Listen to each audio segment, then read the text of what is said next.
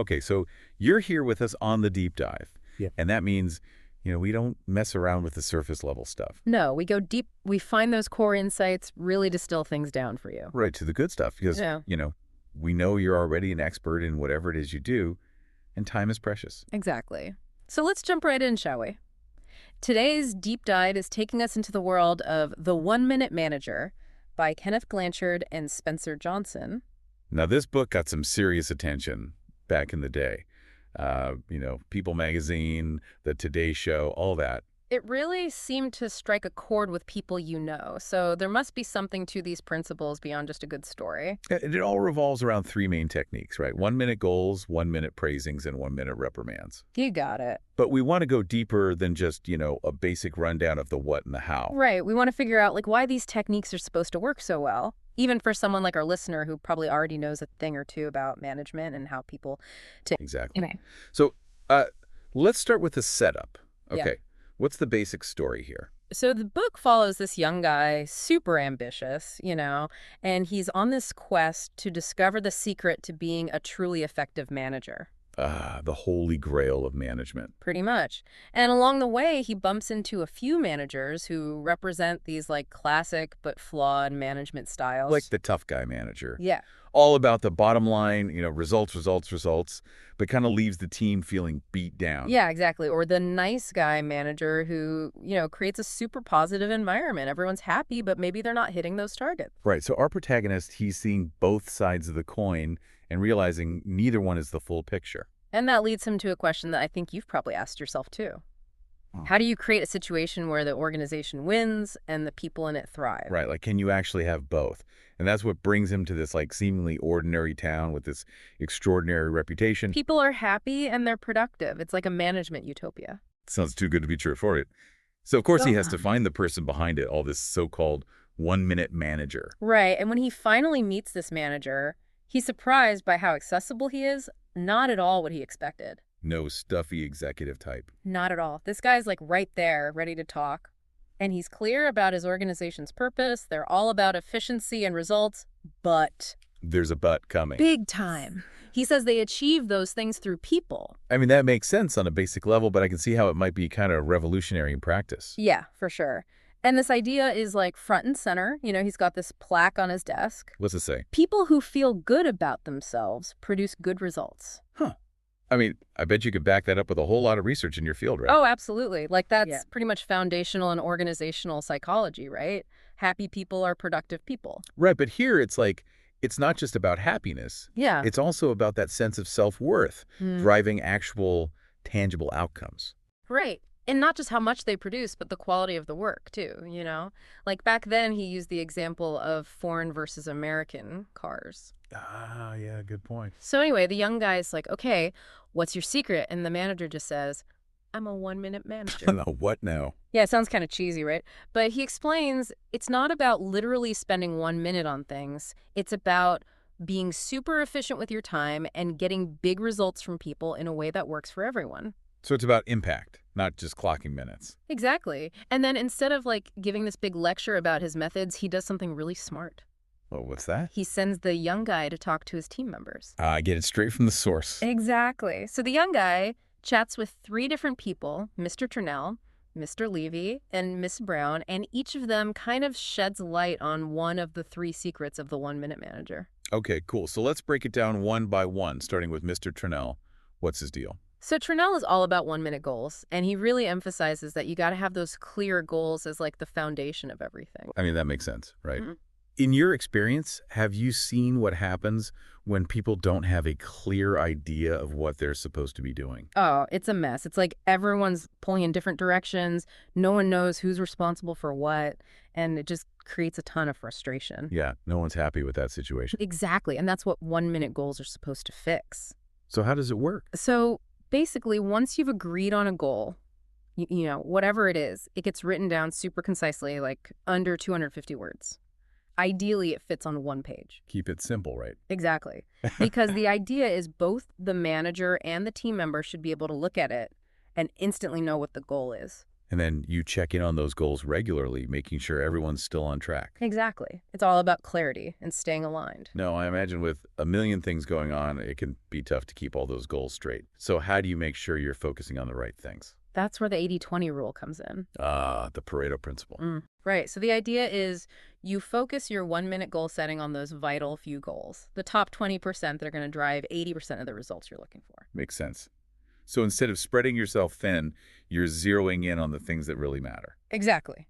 And usually that ends up being like 3 to 6 core goals. Manageable. Way more manageable. And I guess this whole approach creates a no surprises kind of environment, right? Everyone knows what's expected from the start. Totally. It's all about setting those performance standards up front so there's no ambiguity down the line. No one can say, oh, I didn't know that was part of my job. Exactly. It's all out in the open. Yeah. And Turnell actually shares this anecdote about how the manager helped him solve a problem he was having. How'd that go?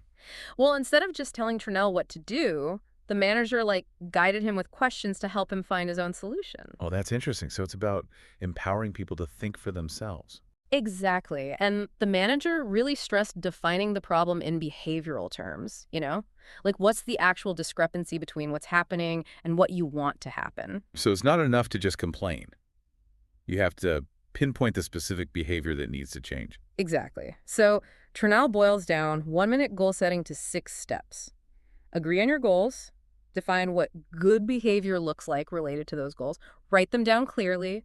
Review them frequently. Check your performance regularly.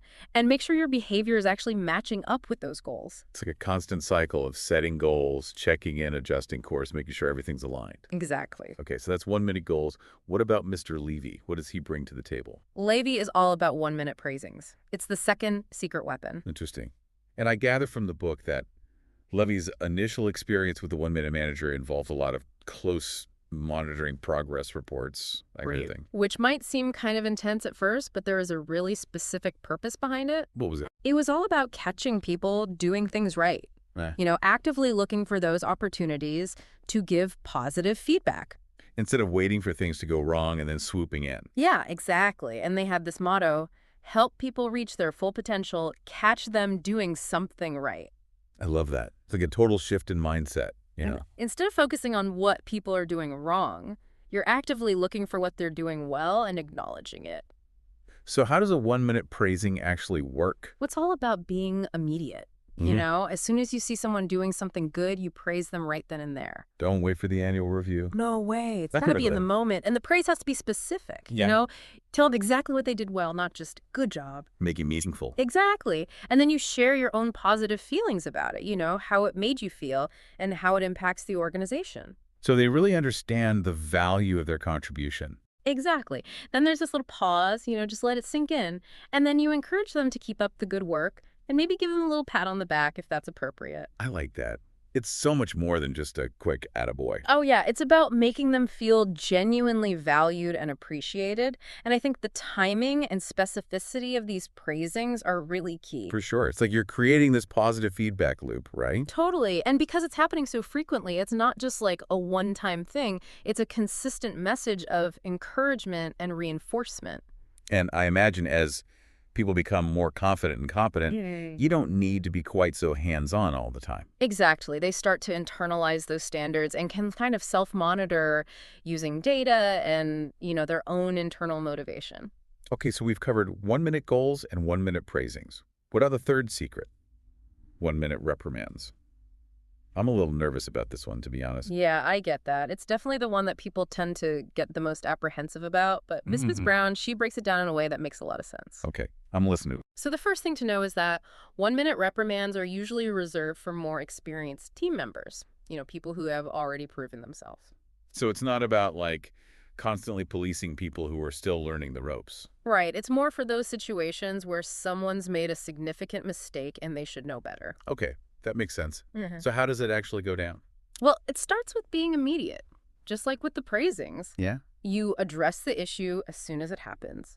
You confirm the facts, make sure everyone's on the same page.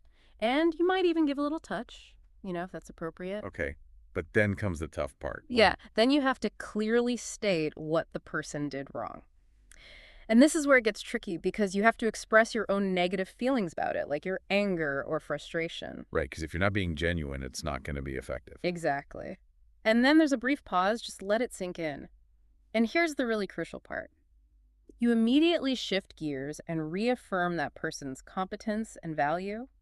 So you're separating the behavior from the person. Exactly. You're saying, hey, your behavior wasn't okay, but you as a person are still valuable to this team. Right, and that probably helps them be more receptive to the feedback, too. Definitely. Because it's not a personal attack, it's about the specific action. So it's like being tough, but also being nice. Exactly. It's this tough and nice philosophy. I like that. And Ms. Brown actually shares this story about how the listener might have even experienced a mild 1-minute reprimand themselves without realizing it. Yeah, because at one point they asked the manager to repeat himself. Yeah. Maybe they weren't paying full attention. Oh, I get it. So it's not always this big dramatic thing. It could be subtle, too. Exactly.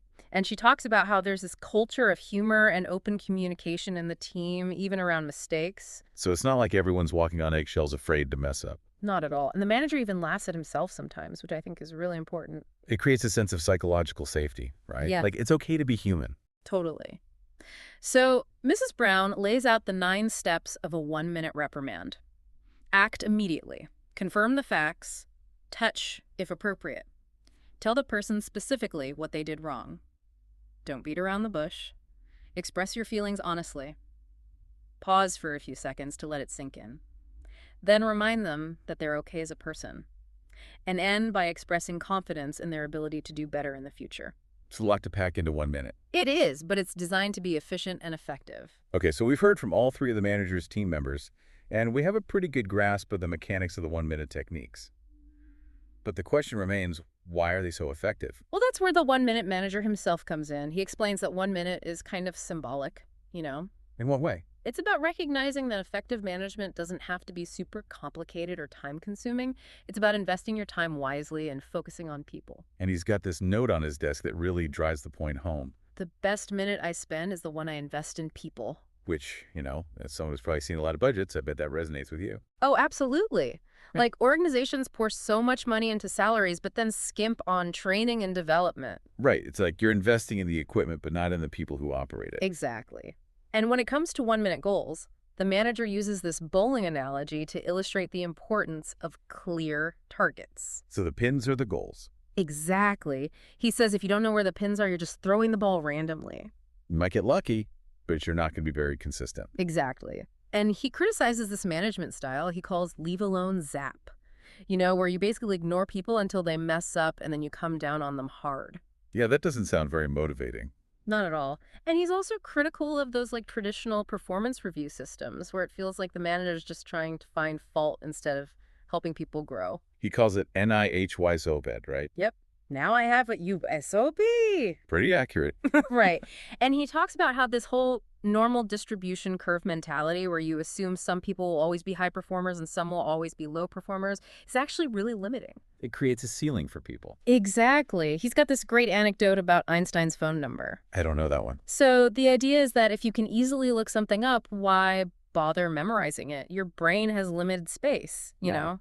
Focus on understanding and application, not just rote memorization. Exactly. And this ties into his belief that everyone has the potential to be a winner. He's got a plaque for that, too. Everyone is a potential winner. Some people are disguised as losers. Don't let their appearances fool you. I mean, that's a powerful message. It is. And it challenges managers to either hire winners, train potential winners, or, resort to prayer. Okay. I know which option I choose. Right. So the key takeaway here is that written goals are essential because they provide that constant reminder of what you're working towards. You're not just thinking about them once a year at your performance review. You're keeping them front and center. Exactly. And he's got another plaque that sums it up nicely. Take a minute. Look at your goals. Look at your performance. See if your behavior matches your goals. Okay, so we've covered why 1-minute goals work. What about 1-minute praisings? What's the science behind those? Well, he uses these analogies about training pigeons and whales to illustrate the power of positive reinforcement. Interesting. Tell me more. So with pigeons, you start by rewarding them for even getting close to the behavior you want them to do, and then you gradually raise the bar. So you're shaping their behavior in increments. Exactly. And it's the same with whales. They start by getting them to swim through a hoop at the bottom of the pool and then slowly raise the hoop. So the key is to catch them doing something approximately right, especially when they're still learning. Right. And that's so different from how a lot of managers operate. They only praise people for perfect performance, which can be really demotivating. Especially for someone who's new to a task or still developing their skills. Exactly. And he tells the story about training a dog that really highlights the ineffectiveness of punishment without clear expectations and positive reinforcement. So the takeaway here is that if you want to help someone improve, you got to focus on their progress, not just their mistakes. Exactly. And if someone's struggling, the best thing to do is go back to those 1-minute goals, make sure they're clear, and then actively look for opportunities to give them 1-minute praisings. It's like you're building them up instead of tearing them down. Exactly. Okay, so that's 1-minute praisings. Now for the final piece of the puzzle, 1-minute reprimands. Why do those work? Well, the manager really emphasizes the importance of immediate feedback, you know? As opposed to letting things fester? Yeah, he calls that gunny sack disciplining, where you keep stuffing all your grievances in a sack until it explodes. Not a good look. No way. And when you address issues right away, you're only dealing with one specific behavior at a time, which makes the feedback much clearer and fairer. I can see that. And the key is to separate the behavior from the person's worth. Right, like we were saying before. Exactly. So you're telling them, hey, this particular action wasn't okay, but you as a person are still valuable to this team. So you're not attacking their character. Not at all. And this goes back to that tough and nice philosophy. Right. Be firm, but also supportive. Exactly. And he uses this story about an ancient Chinese emperor and his prime minister to illustrate how this approach can be really effective. What happens in the story?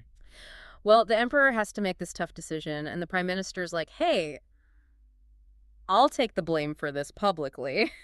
So he's protecting the emperor's reputation. Right. But then afterwards, the emperor promotes the prime minister and gives him all kinds of rewards. So he's showing that he still values him despite the difficult situation. Exactly. And the manager gives some real-world examples, too, like how they use this approach in crisis intervention for alcoholics. How so?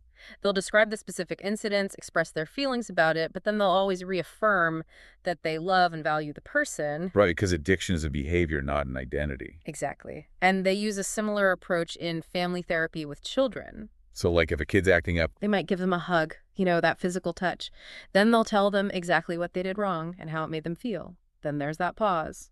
And then they reassure the child that they're loved and important. so it's like you're setting boundaries, but also reinforcing that connection. Exactly. And he's got a plaque for this one, too. We are not just our behavior. We are the person managing our behavior. Deep stuff. It is. And the manager really stresses that for any of this to work, you have to genuinely care about people. If you're not coming from a place of respect and empathy, it's just going to feel manipulative. Right, like you can't fake it. Exactly. And he talks about how physical touch can be a really powerful tool in both praisings and reprimands, but it's got to be done with the right intentions. It's about giving, not taking. Exactly. Right. And to address the whole manipulation thing, he says the best approach is to be transparent, Let people know up front what you're doing and why. No hidden agendas. Exactly. Because at the end of the day, the power of this whole approach comes from genuinely caring about people. So what happens to our young protagonist as he figure it all out? He does. He internalizes all these principles, and he even creates his own little plaque. What's it say?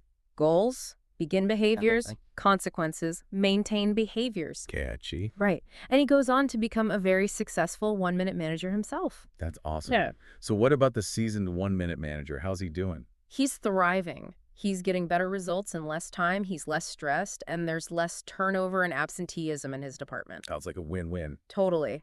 But I think the most telling thing is that his employees prefer having him as a boss even more than they want to become 1-minute managers themselves. So it's not just about achieving results, it's about creating a positive and supportive work environment. Exactly. So to sum it all up, the 1-minute manager offers this seemingly simple, but actually really powerful framework for being an effective leader. It's all about clarity, positive reinforcement, and addressing issues head-on while still valuing and respecting people as individuals. And the 3 key techniques are 1-minute goals, 1-minute praisings, and 1-minute reprimands. You got it. And underpinning it all is this fundamental principle of investing your time and energy in the people you work with. Caring about them as human beings. Exactly.